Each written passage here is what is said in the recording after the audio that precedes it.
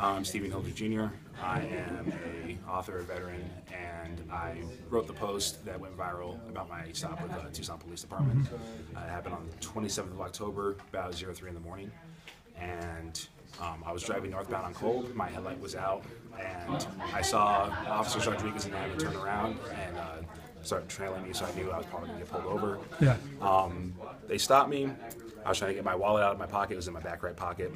And then before I could get my wallet out and get my ID out, they were at the window, rolled down the window, introduced themselves, asked me if I was carrying a weapon.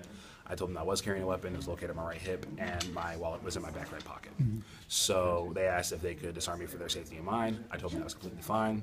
Officer Ammon attempted to relieve me with a firearm from the passenger side. He was not able to get it out of the holster from that angle, so Officer Rodriguez asked me to step out of the vehicle so he could disarm me, and I complied with that directive. He complimented me on the choice of tactical light I had on my pistol, and from there, gave me my license. He's told me that my registration card was out of date, but my registration was up to date, so everything would be fine. He says, I head back to his car to do some procedure real quick. He did that, took a couple minutes, and he came back and said, you were really cool with us, you didn't give us any grief over the firearm, so here's a firearm in an evidence bag, placed it in the back seat. Officer Ammon handed me back my magazine in the front seat, and said that it'd be a verbal warning, so we parted separate ways from there. Yeah. And so, again, why is it that you felt the need to tell this story, which is kind of a routine traffic stop? We see a lot of negative in regards to law enforcement nowadays, and I felt that it was necessary to show how an average traffic stop goes. You respect the officer respects you. You either get your ticket or you get your warning, whichever or, and you go your separate ways. Yeah.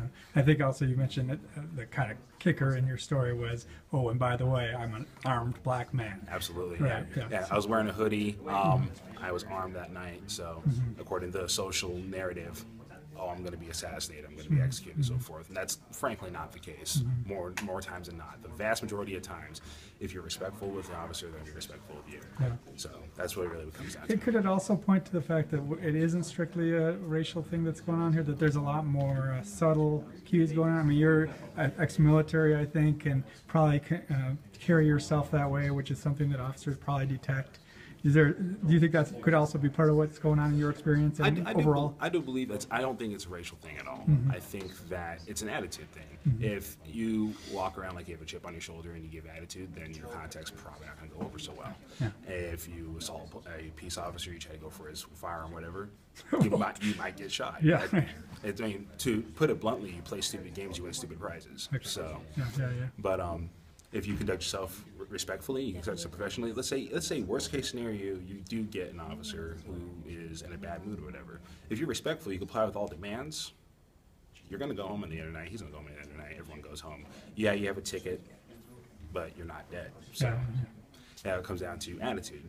So if you're respectful, 9 times out of 10, you're not going to get physically restrained. You're not going to get shot, you're not going to die. So that's really the best I was trying to point out, because that's the narrative right now. The narrative is, oh, if you are a person of color and you have a hoodie on, whatever, you're going to get executed. And that, frankly, isn't the case. All right, thanks a lot. Yep.